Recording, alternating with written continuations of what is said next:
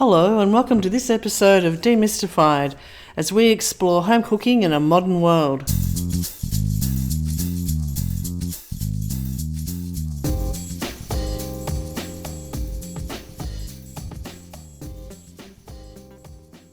Hello, I'm Linda and I'm here with my friend Paul. Hello. That was no notice, I just started. No, you just Sorry, started. you were pulling a face and I just started. How are you, Paul? I'm alright.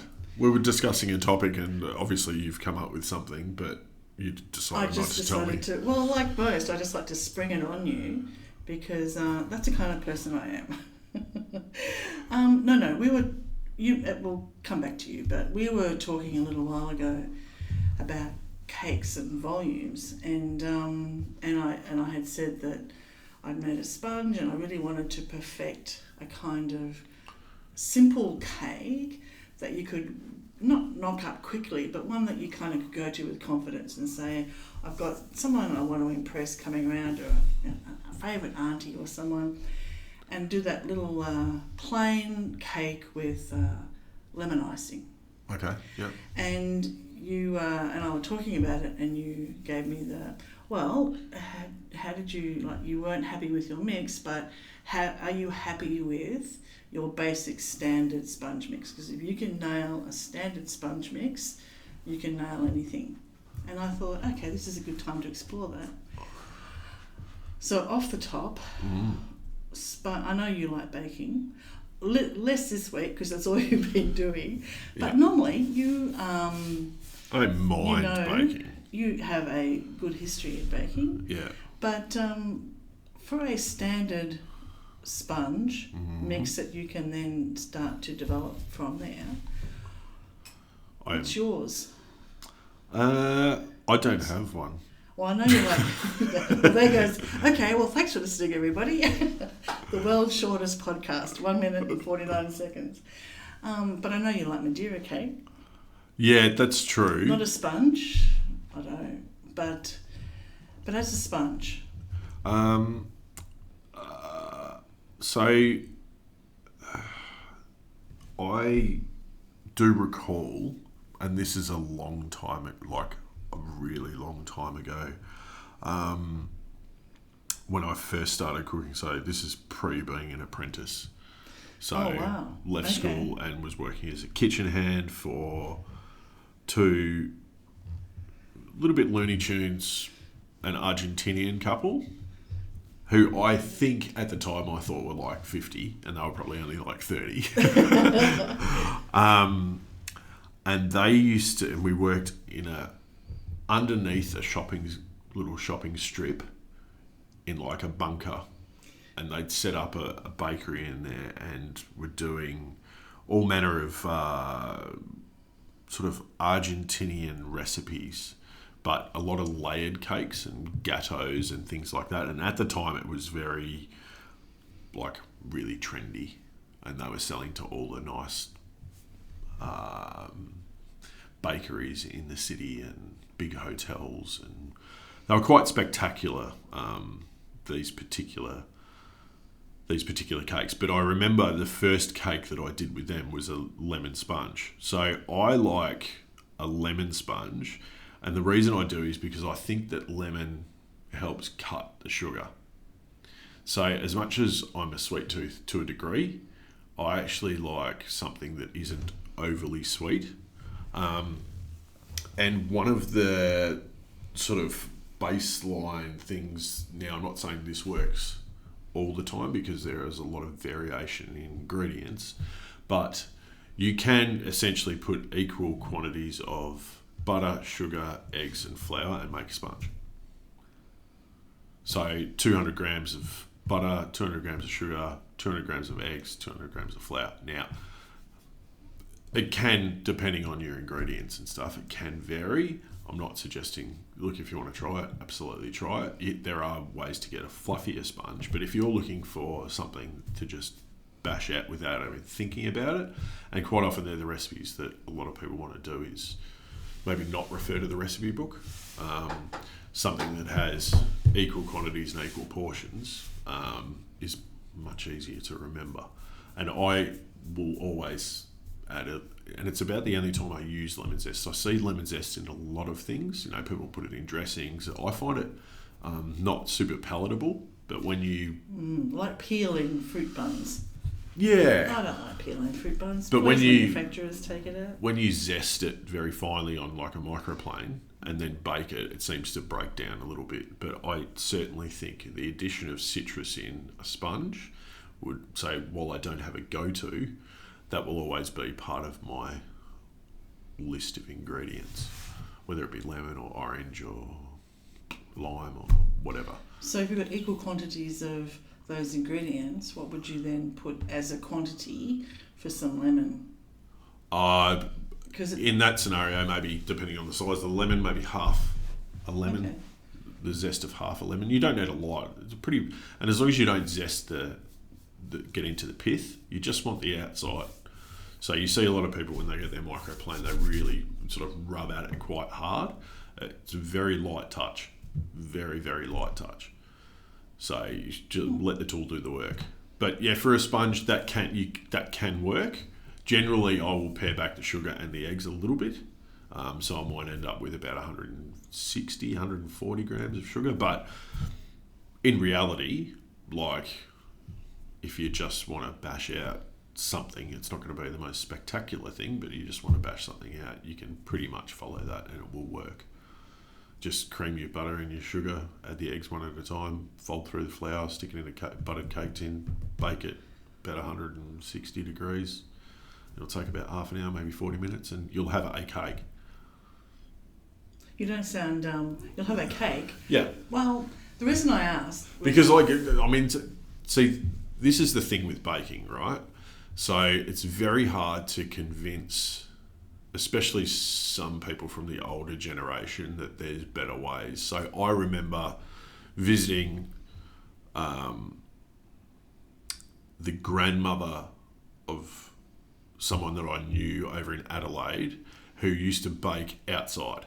She had a gas oven set up under the eaves in her little patio outside, and she mixed everything by hand. There was no electronic mixers. Everything was done with a wooden spoon and a plastic bowl. Yeah. She, by far and away, is the best baker I've ever experienced. Everything was that good. Like her short crust pastry was so short it just melted in your mouth. Her sponges were super light. Like sometimes you just can't mimic that with a written recipe. Like you need to see that person do that. And so that's the thing with something like a sponge. If you get a base like that 200 base, if you actually mess around with that, you might actually get yourself to a point where you're like, yeah, that's perfect for me. The first time I ever made a sponge, now that you brought that up, was that my grandma was down and I was in my early teens, probably, 12, 13. And grandma said, okay, I'll teach you to make a sponge, because her cakes were always amazing. Yeah. And it was in a plastic bowl with a wooden spoon, and I thought my right arm was going to drop off. And every time I said, Grandma, please, she's like, no, keep going. I'd be like, oh. But it did turn out. And I'm not necessarily saying that that's the better way to do it. Well, no one's going to stand there for as long as we would do it now. But the reason I ask is that I'm seeing my uncle and his partner. The last time I saw them when we left on my last trip up to New South Wales, they didn't leave until really late afternoon, and on the spur of the moment my uncle invited us round for a morning tea. So I knew that by the time they drove an hour and a half home, they wouldn't have had a lot of time, and yet we rolled up the next morning at 9 o'clock and there was the most amazing plain sponge with lemon icing and about 3 other things that she turned out. And I just thought, wow, this is, and, cold meats and cheese. Yeah. And I just thought she's, catered for 30 people, and it was just Dougie and me. But it was... but your lemon icing, that's a classic. Yeah, and it was just so lovely. And I thought, I'd love to be able to just start off on the lemon icing and sponge cake, but my sponge wasn't so sponge, it's more... dense. It was not very good. But lemon icing is lemon juice and what our Americans friend call powdered sugar, but we call it icing sugar. I will. There's one thing with powdered sugar. You see pure, in what we see over here is pure icing sugar, and then you'll see icing mixture. They will give you two different end results because icing mixture has corn flour in it. Oh, so it can thicken it up? Well, it gets that crust on top of it and it sets a bit harder. Now, powdered sugar will still do that, but not as hard. I always use powdered sugar, not icing mixture. If I want to change the consistency of it, well, I can do that other ways. But yeah, just so when you buy your icing sugar, there are two different things. Pure icing sugar will still make an icing. Just because it says icing mixture doesn't mean it's better. I actually find it not to be as good. The only problem is pure icing sugar, if it's not kept properly, will develop lumps and stuff like that. And you have to sift it and mess around. But just that and lemon juice. There's lemon icing. I mean, and you can put melted butter in there, and you can do it various other things. And really, the funny thing is you can have a big bowl of powdered icing sugar, and you go, okay, I need quite a bit of liquid. Sometimes it's the juice of one lemon that is enough because it's lighter, it's super light and it just breaks down as soon as you add a liquid to it. So, yeah, but like I say, I mean, in essence, 6 ingredients and you can have your sponge cake with lemon icing. Yeah. Nice. And you've used the outside of the lemon and the inside. A nice simple meal, but a nice little cake, but it's not something I've been able to perfect so far. And the other trick for sponge cakes is salt. So I generally will use unsalted butter, but add salt. So anytime I do a dessert, I add salt actually. So I know it's sort of known now, but previously it wasn't known. So back with my old Argentinian friends, it was I was just learning how to cook. It was quite shocking to me to put salt in everything that I was making, which was sweet. But it enhances the flavour. A pinch? Yeah, a reasonable pinch. Okay. 200 grams of flour, sort of 3 to 7 grams of salt, somewhere in there, is enough. Like a quarter to a half a teaspoon sort of size. Yeah, I don't work in those. I know you don't. Those But mediums. I'm trying to convert them. I know you don't. But yeah, and then you can go off on all sorts of tangents. If you get yourself a base sponge, of course you can then cut it in half and fill it with cream and jam and fresh berries or whatever. You can soak them, of course. For trifle? Well, I mean, your sponge doesn't necessarily have to be in a tall cake tin. So with some sponge recipes, it will vary, but if you look at the ingredients, they're kind of similar. If you lay your sponge mixture out on a large flat tray and spread it out so it's nice and flat and bake it like that, in essence, you can make a roulade. Mm-hmm. Yep. So that's another way you can go about your same recipe. So jam roll, that's another thing from our childhood past. Well, that's a roulade. Yeah. But who was it? Was it a baker? Was it? I can't remember. Something. Yeah, but you go along if you're going out for afternoon tea somewhere fancy. Yeah. You'd pick up the little jam rolls. In fact, the one thing that I have to do actually, which I've been planning on doing, my father, who wasn't a cook at all, would just torture meat on the barbecue. It was just, now that I look back, he was a rubbish cook. He had a thing for Boston buns. Now, I don't know if they've got anything to do with Boston at all, but over here at a big chain bakery store... quite a few, really. Yeah, quite a few. There was always and he'd go on a Saturday morning and get a Boston bun. So I think we might have to do a Boston bun on the website. It can't be that hard. But that's that sort of sweet bready, icing sugar, really walnuts. Thick. Yeah, that was fondant. I don't even know how much fondant it is around anymore. So fondant's a type of icing. And it's white, generally. I know people use fondants for decorating cakes, but they're like a paste. They're much thicker. back in the day, back in my pastry cooking days, we would get and it came in buckets, like 20-litre buckets of fondant. Wow. And you could do there are various things you could do with it, but I distinctly remember putting fondant on a lot of things. But it wasn't a chocolate-based fondant. It was always just fondant. And I think it had... Sprinkle of coconut on top. Had cornstarch, corn syrup in it, and a butt ton of sugar. Like, it was just sugar overload. But obviously it's still around if they're still doing Boston buns, because that's not pure icing mixture. That's fondant. While it may well have similar ingredients, it's different. And it sets up differently, and it's quite sort of almost like mozzarella cheesy when you pull it apart. It's kind of stringy. Okay, yeah. But yeah, anyway, so from your standard sponge, you can do lots of things. You could do that roulade type, lay it out flat, and then you could certainly, only because you told me that you bought a trifle dish the other day, you could certainly cut a circle out of that and do a few layers of sponge in your trifle rather than just a single sponge layer.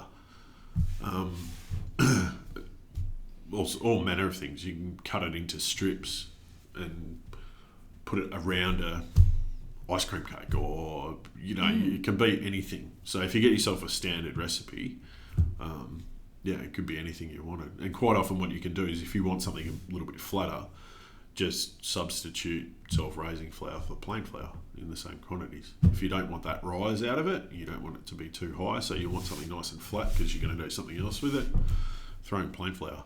The eggs will still give it some lift, but not as much as self-raising flour. So, from a standard sponge mix, whatever your standard sponge mix might be, it can be any number of things. Of course, it can be a sponge. Well, after our discussion, and I think on passion trifles, fruit dressing was the old school one, not lemon. I think proper old school was passion fruit dressing. We used to have, icing. Grandma used to put passion fruit icing on a sponge, but her preference was just a sprinkling of icing sugar with the cream and jam or fruit in the middle there when she's making a sponge. One thing I have noticed too, when people do cut you see all these chef shows and they cut their sponge perfectly in half. Got a couple of little tips for people, and it's kind of hard to explain without showing you, but if you get a ruler and measure the height of your sponge and find the halfway point, just stick a bamboo skewer in there and then work your way around and stick about 8 bamboo skewers in the halfway point, and then just run your knife along the first bamboo skewer. Make sure it's a nice long serrated knife, and the blade of the knife will sit on the bamboo skewers, and you'll get a perfect cut in half, and you just take out the bamboo skewers. Well, okay. I thought there was they don't use some cotton and they... Yeah, there are tools which you can use, but I was thinking for the home cook, easy. Because I don't have one of those tools here, but I recently did a cake or something where I needed to do that, cut it in perfect half. Because half the thing with the sponge too is not only the texture, but it's the quantity. If we're talking that sort of old school sponge, it's the quantity of cream in the middle to sponge, because that matters. Yes. Too much and you're not getting enough sponge. Too little and it's too cakey. Like, even though the sponge could be light as a feather, so it's a really fine line. Is there a rule? Is there a chef rule like this? I'm sure the Country Women's Association would have rules about it. When you go out to the CWA bake meets out in the country, I'm sure there's rules and regulations around how much cream is too much and all the rest of it. But that's one thing, is if you can get your sponge cut perfectly in half, it always looks nicer too. Yeah. And if you're going to if you want to make it a chocolate sponge, you just add in a little bit and add in the cocoa and take away a little bit of the flour, or just add in a bit of the cocoa? Well, it very much depends. You don't really... Cocoa won't stabilise it like flour will. It doesn't have gluten in it, right? So, you could probably take away a little bit, but, if you're adding 50 grams, let's say, of cocoa powder. Use unsweetened Dutch cocoa powder if you can, because it's better quality. You wouldn't necessarily take away 50 grams of flour just because you're adding the cocoa powder. You could try it, but I'm not sure what it would do to the mixture. What would you do? I'd probably take maybe about 25 grams of flour off and just leave the cocoa powder at 50 grams if we're working off our sort of 200 basis. It's very hard for me to say because I don't want people going out there and doing it and then it fails and then they get upset. So because I haven't tried that. Okay. No, that's fair enough. And the other thing is also be cautious about adding. If you want to make a chocolate cake, be cautious about adding melted chocolate to cakes, depending on what you're making. Like a mud cake, it's okay. But if you're looking for something light and fluffy and melted chocolate's probably not your best bet because you're cooking it at high temperature. It makes it bitter, like really, really uber bitter. So you're better off with a little bit of cocoa powder. And it's funny how deceiving it is, actually, because cocoa powder doesn't have a very strong chocolate taste in of itself. But when you eat a sponge cake that's had cocoa powder made with it, your brain tells you that it tastes like chocolate, where it actually doesn't. Oh, hang on. It may well a little bit, but no. Well, think about something like a brownie, right? Brownie's got both cocoa powder and melted chocolate in the mixture. That's very chocolate heavy flavour, right? Take away the melted chocolate from a brownie mixture and then taste it. It will still taste chocolatey, right, to a degree, but the colour is a lot to do with how you perceive the taste. Oh, another topic for another day, I think. But we might do realistically 50 grams in 2, 4, 6, 8, a kilo, let's say, of mixture, if we do our 200 grams of each ingredient, and 50 grams within that of good quality Dutch cocoa will give a little bit of that chocolate flavour, but more so your brain is telling you because of the colour of it that it's chocolate. That it's chocolatey. Chocolate cake. Which is why you'll see a lot of chefs these days when they're doing maybe more some of that sort of molecular cooking or molecular cuisine is they'll create something that's clear or white or a colour that isn't associated with the flavour.